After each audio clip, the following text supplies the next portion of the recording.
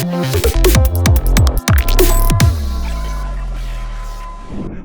Everyone. दो बच्चे हैं मेरे पास 11th क्लास के, उन्होंने अपना सिलेबस कंप्लीट कर लिया। मैं उनको गाइड करता रहता हूँ और अब वो सवाल लगाते हैं।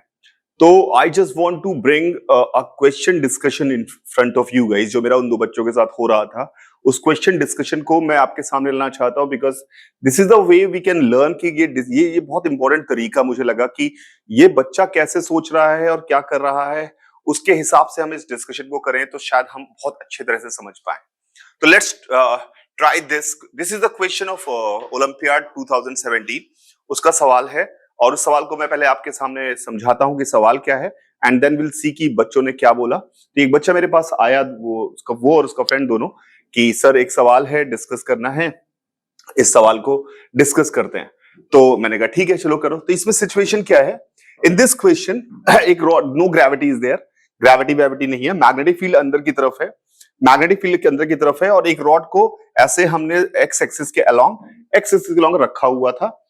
अब metallic rod of mass m and length l blah blah blah can slide without friction, कहीं फ्रिक्शन नहीं है, और परपेंडिकुलर वायर पे स्लाइड कर सकती है। Entire arrangement is located in the horizontal plane, यानी कि ग्रेविटी का कोई जिक्र नहीं है, ग्रेविटी के बारे में हमें चिंता करने की जरूरत नहीं है, हॉरिजॉन्टल प्लेन में रखा हुआ है। A constant magnetic field of magnetic ये दिया हुआ है।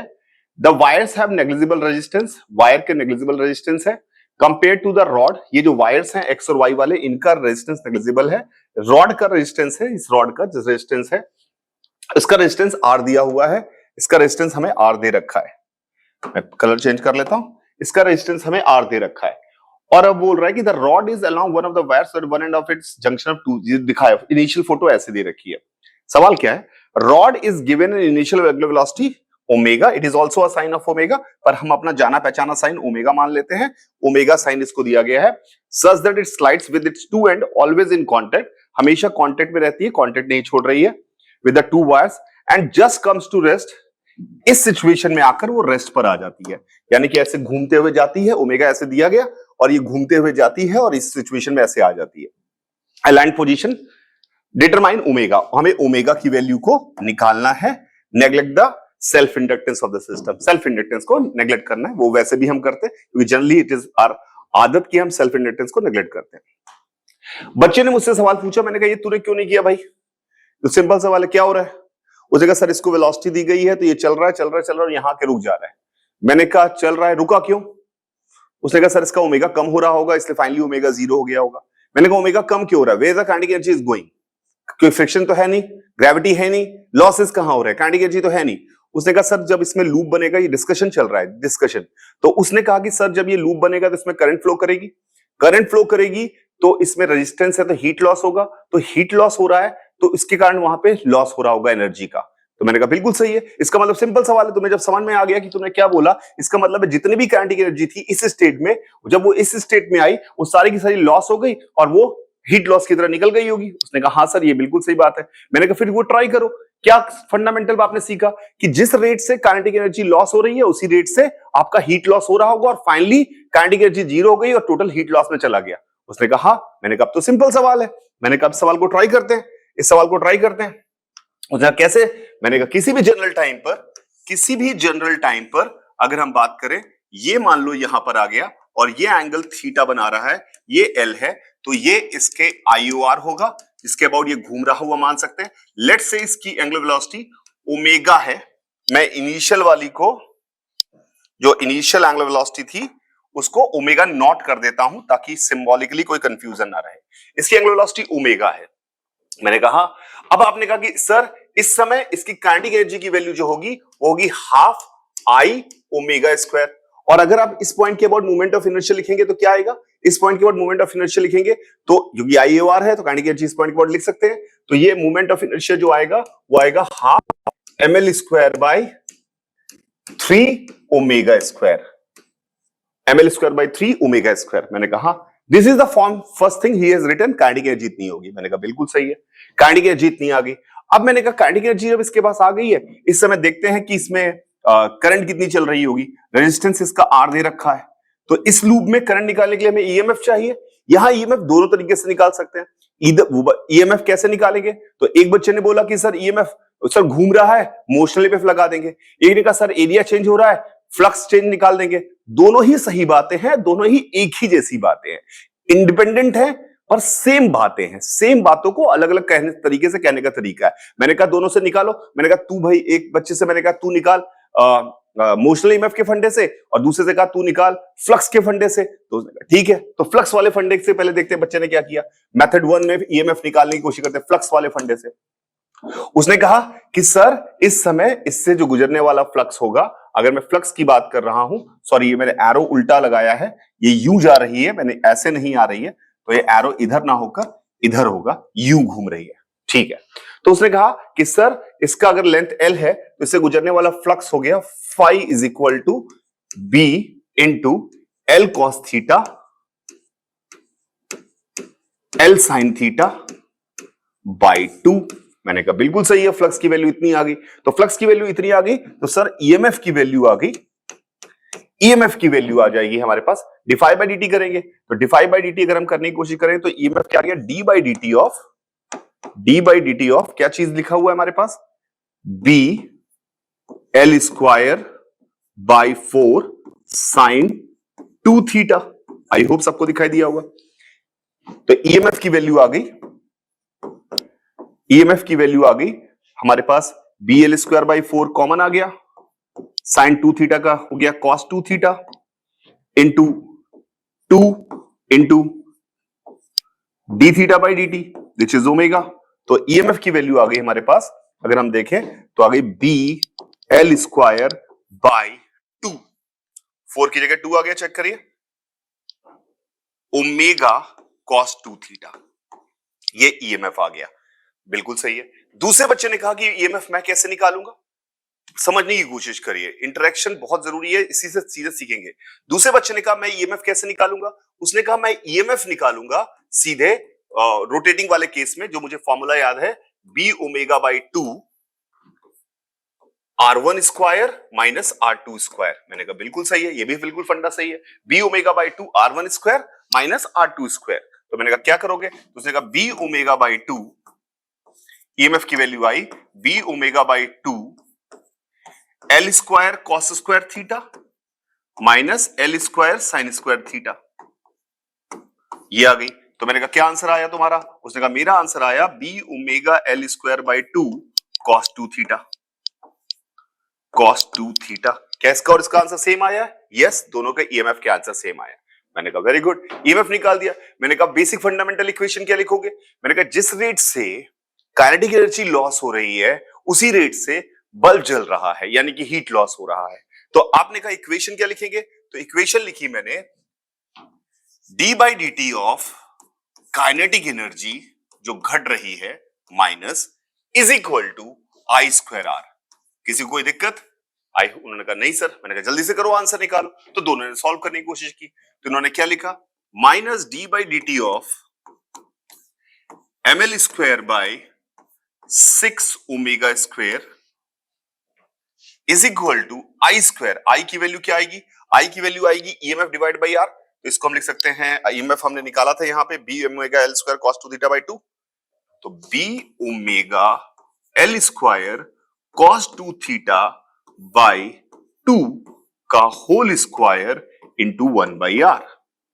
ये इक्वेशन उन्होंने लिख दी। मैंने कहा बिल्कुल सही है। मैंने कहा इसको सॉल्व करो। तो उसने कहा सर टाइम आ रहा है। मैंने कहा टाइम हटाते हैं ना, कैसे, उसने क्या लिखा देखिएगा ध्यान से, तो आया minus M L square by 3 omega D omega by D T, और इधर आया हमारे पास, जो हमारे पास आया है ये हमारे पास सही है, तो हमने इसको लिखा बी, जो लिखा है वही लिखा रख दिया एज इट इज। चलिए अभी बाद में देख लेंगे। अब मैंने कहा D omega by D T को क्या लिखो, D omega by D T को लिख दो, डी टी को लिख दो omega D omega by D theta, omega D omega by D theta. अब उन्होंने B omega by D T को लिखा omega D omega by D theta, तो then you can see the whole equation comes out omega and theta में equation आ गई।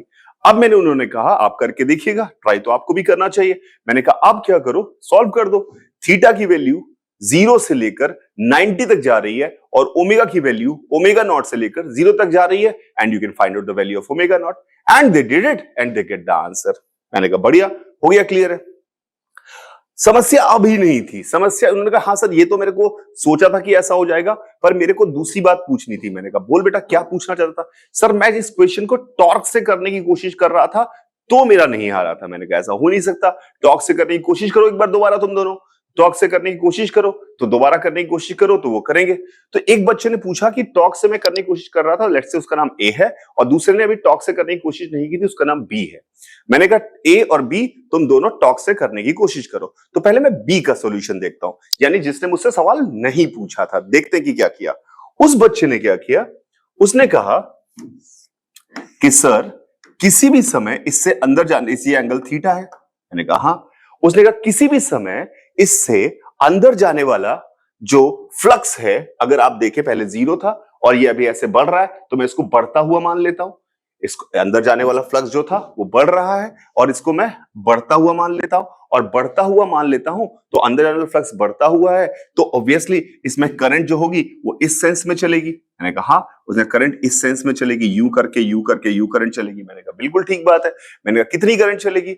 उसने कहा सर करंट जो चलेगी, पहले तो ईएमएफ निकालेंगे, ईएमएफ तो दोनों केस में सेम ही आने वाला है, तो ईएमएफ की वैल्यू हम पहले से लिख देते हैं, B omega L square by 2 into cos 2 theta, यही आई थी ईएमएफ की value, divide by resistance R. उसने कहा ये सर करंट हो गई। मैंने कहा हाँ बिल्कुल सही बात है, करंट हो गई। उसने कहा सर करंट इसमें आई जा रही है, दिस इज आईएआर। तो आईएआर के अबाउट उसने कहा, इंस्टेंटेनियस एक्सिस ऑफ रोटेशन के अबाउट कहा। इसने कहा टॉर्क हम लगाने की कोशिश करते हैं। सर तो नॉर्मल्स लग रहे होंगे, नॉर्मल दोनों यहीं से पास कर रहे हैं, एमजी है नहीं, फ्रिक्शन है नहीं, तो सिर्फ मैग्नेटिक फोर्स का टॉर्क लगेगा। इस रॉड का एफबीडी बना रहे हैं तो मैग्नेटिक फोर्स का टॉर्क लगेगा। मैंने कहा सही है।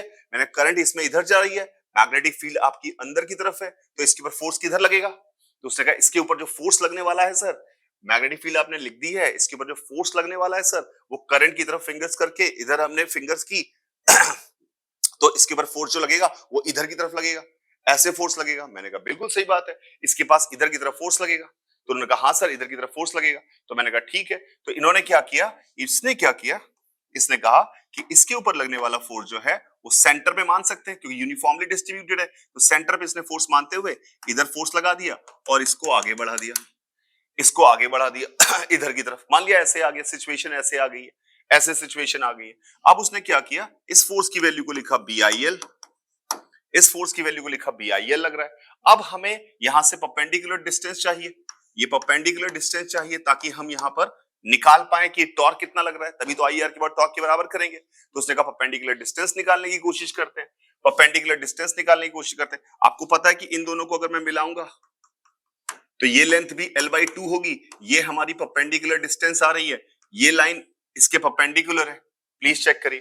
तो अगर ये एंगल थीटा है, ये एंगल थीटा है इस मूवमेंट पर, तो मुझे उम्मीद है कि आपको दिख रहा होगा कि ये एंगल भी हमारे पास इस जगह जो एंगल बना रहा होगा, ये एंगल भी थीटा होगा, ये एंगल भी थीटा होगा, ये एंगल थीटा होगा तो ये एंगल भी थीटा होगा। प्लीज चेक करते रहिए, ये एंगल थीटा होगा तो ये एंगल थीटा होगा, ये एंगल थीटा है तो ये एंगल हमारे पास जो ये येलो लाइन के साथ ऐसे आया है, ये एंगल हमारे पास जो आ रहा होगा वो 90 माइनस थीटा होगा, 90 माइनस थीटा होगा। मैंने कहा बिल्कुल सही है। और आपके पास ये एंगल जो हमारे पास है, ये जो लाइट, ये इसके लाइन के परपेंडिकुलर है, तो ये एंगल 90 डिग्री दिया हुआ है, ये एंगल थीटा है, ये एंगल थीटा है, तो ये टोटल एंगल जो हमारे पास आएगा वो पाई माइनस 2 थीटा आएगा, ये एंगल पाई माइनस 2 थीटा आएगा। अगर ये पाई माइनस 2 थीटा एंगल आ रहा है और ये एंगल 90 डिग्री दे रखा है, तो ये एंगल जो हमारे पास अगर हम निकालेंगे, पता नहीं आपको समझ में आ रहा है कि नहीं आ रहा, पर कोशिश करके देखिएगा। तो ये पाई माइनस 2 थीटा में से में 90 और जोड़ा, यानी 3 पाई बाई 2 माइनस 2 थीटा, तो इसके पास इस एंगल की वैल्यू हमारे पास आ गई, हमारे पास आ गई 2 theta minus pi by 2, 2 theta minus pi by 2। Check करिए, this angle comes out 2 theta minus pi by 2। सारे एंगल जोड़िए, पाई होना चाहिए। Yes, this angle is 2 theta minus pi by 2। तो अगर ये लेंथ हमारे पास L है, L/2 है, तो ये परपेंडिकुलर डिस्टेंस हमें अगर यहां से निकालनी है, तो मुझे उम्मीद है कि आप सबको दिखाई दे रहा है कि परपेंडिकुलर डिस्टेंस जो आ रही होगी, परपेंडिकुलर डिस्टेंस आर परपेंडिकुलर जो हमारे पास आ रहा है, वो आ जाएगा L/2। L/2, मैं सवाल में खोया हुआ हूं तो आप मेरी शक्ल के चक्कर मत रहिए, सवाल पे आप खुद से ट्राई करिए। तो L/2 और ये परपेंडिकुलर डिस्टेंस हो जाएगी ये 90 डिग्री दिया हुआ है, ये L/2 है, तो ये परपेंडिकुलर डिस्टेंस हमारे पास आ जाएगी L/2 साइन 2 थीटा माइनस π/2। ये परपेंडिकुलर डिस्टेंस आ जाएगी। आई होप ये आ गया। अब उसने क्या किया, उसने लिखा BIL into R perpendicular is equal to I omega D omega by D theta, I alpha के बराबर कर दिया, आई अल्फा के बराबर कर दिया, और इसने इससे सॉल्व किया, इसका आंसर भी आ गया, इसका आंसर भी आ गया। अब जो दूसरा बच्चा था, अब खेल स्टार्ट हुआ। अब जो दूसरा बच्चा था उसने सवाल पूछा, उसने मुझसे पूछा कि सर आपने ये IR के बहुत टॉर्क लिख दिया, ठीक है सर, पर क्या मैंने नहीं, उस बच्चे ने लिख दिया, सर इसने आंसर तो इसका आ गया, लेकिन सर इसने IAR के बहुत टॉर्क लिखा है। मैंने कहा हाँ लिखा है। मैंने कहा इसने IAR के बहुत टॉर्क जब लिखा है तो इस IAR के बहुत टॉर्क लिखते समय इसको ये क्यों नहीं सोचा कि IAR एक नॉन इनर्शियल पॉइंट है, क्योंकि वो मूव कर रहा है, अगले मूवमेंट पे IAR कहीं और आएगा। अगर वो नॉन इनर्शियल पॉइंट है तो उसका एक एक्सेलरेशन होगा, अगर उस पे बैठकर हम टॉर्क लिख रहे हैं तो हमें स्यूडो फोर्स का टॉर्क भी लिखना पड़ेगा। मैंने कहा बिल्कुल सही बात कह रहा है भाई, स्यूडो फोर्स का टॉर्क लिखना पड़ेगा, बिना स्यूडो फोर्स के टॉर्क के आंसर नहीं आ सकता, पर इसका तो आ गया। तो उसने कहा तू स्यूडो फोर्स का टॉर्क लिख के देख, उससे भी शायद आ जाए, उससे इसकी गलती से आंसर आ गया, और तेरी बात बिल्कुल सही है, स्यूडो फोर्स का टॉर्क लिखने की कोशिश करो। तो उसने कहा स्यूडो फोर्स पहले निकालते हैं। स्यूडो फोर्स निकालने के लिए उसने कहा कि पहले मैं IAR का एक्सेलरेशन निकालता हूं। तो उसने IAR के एक्सेलरेशन निकालने के लिए, पता नहीं आप में से बहुत सारे लोग भाग चुके होंगे क्योंकि ये सवाल समझ में आनी मुश्किल है, पर अब मैंने सोचा है कि मैं सच में अच्छे सवाल कराऊं, और अच्छे सवाल कराकर ही अगर आपको कुछ फायदा मिल रहा है, क्योंकि फालतू के फॉर्मूला याद कराने का कोई मतलब नहीं है। जो मेरा USP है, जिसके लिए मैं थोड़ा बहुत जाना जाता हूं, मैं वही काम करूं तो ज्यादा अच्छा है। दूसरों की तरह दिखने से अच्छा है मैं अपनी ओरिजिनलिटी को सामने दिखाऊं, तो मैं वही दिखाने की कोशिश कर रहा हूं। तो अपन सवाल के डिस्कशन पे ही सारा एम्फेसाइज करते हैं, पढ़ाई करते में पढ़ाई में मजा आना चाहिए। तो उसने कहा कि ठीक है, तो सर पहले मैं उसका एक्सेलरेशन निकालता हूं। And he tried this acceleration in a way, ध्यान से देखिएगा। उसने कहा सर ये रॉड है, ये आपका IAR है, दिस इज IAR। अगर मैं इसको ओरिजिन मान लूं तो IAR के पॉइंट ऑफ कांटेक्ट, IAR का जो IAR जो हमारे पास है उसका अगर मैं पोजीशन वेक्टर लिखूं, उसने कहा कि पोजीशन वेक्टर लिखूं, उसने कहा बेसिक पे आ गया। उसने कहा एक्सेलरेशन निकालना है तो पोजीशन वेक्टर लिखते हैं, 2 बार डिफरेंशिएट करते हैं, उससे जो आएगा वो आएगा, वही उसका IAR का एक्सेलरेशन हो जाएगा। तो R वेक्टर उसने लिखा, R वेक्टर लिखा, और R वेक्टर लिखकर उसने R वेक्टर क्या लिखा देखते हैं। उसने ये एंगल थीटा है हमारे पास, तो R वेक्टर लिखा L cos theta I cap plus L sin theta J cap. I hope इसने सही लिखा R वेक्टर। R वेक्टर उसने ऐसे लिखा L cos theta I cap plus L sin theta J cap, और उसने इसको डिफरेंशिएट किया। तो V वेक्टर हमारे पास आया पहला L sin theta, L sin theta, theta बढ़ रहा है, L sin theta D cos minus L sin theta D theta by D T, D theta by D T की वैल्यू क्या आ गई, omega minus L sin theta omega I cap plus L cos theta omega J cap. बिल्कुल सही है, V vector लिख दिया उसने। अब उसने कहा कि मैं एक्सेलरेशन लिखता हूं सर इसका, मैंने कहा बिल्कुल सही बात है, एक्सेलरेशन लिखो। तो उसने एक्सेलरेशन लिखा, तो पहला टर्म लिखते हैं। तो एक्सेलरेशन क्या आया, ध्यान से देखना पड़ेगा। पहले लिखा minus L omega cos theta into omega plus L sin theta into D omega by D T I cap plus L cos theta D omega by D T minus L sin theta omega square J cap. उसने उसका acceleration लगा दिया। मैंने कहा ठीक है भाई करो, कर रहा था वो, मैं देख नहीं रहा था। उसने एक्सेलरेशन लिखा, और एक्सेलरेशन लिखकर उसने वहां पर स्यूडो फोर्स लगाया सेंटर ऑफ मास पे, क्योंकि आपको पता है कि स्यूडो फोर्स का पॉइंट ऑफ एप्लीकेशन कहां मान सकते हैं, सेंटर ऑफ मास पे। सेंटर ऑफ मास पे उसने स्यूडो फोर्स दिखाया, और सेंटर मास पे सूडो फोर्स दिखाया और BIL का फोर्स जो लग रहा था वो दिखाया और उसने फिर नेट टॉर्क लिखा और नेट टॉर्क लिखकर उसको ओमेगा आई अल्फा के बराबर किया और उससे फिर से कंडीशन निकाली एंड ओमेगा नॉट सॉल्व किया। इसका आंसर नहीं आया, इसका आंसर नहीं आया। तो उसने कहा मेरा आंसर तो नहीं आ रहा है सर। तो मैंने दोनों से पूछ देखा, मैंने इसके एक्सेलरेशन वाली बात को देखी और वो सब देखा, उसका कैलकुलेशन देखा। मैंने कहा यार तुमने गलत किया है। क्या आप, उसका कैलकुलेशन गलत नहीं था, उसका फंडामेंटल कोई मिस्टेक किया उसने, बहुत ही ज्यादा फंडामेंटल मिस्टेक की है। क्या आप में से कोई भी इसके बारे में बात कर सकता है?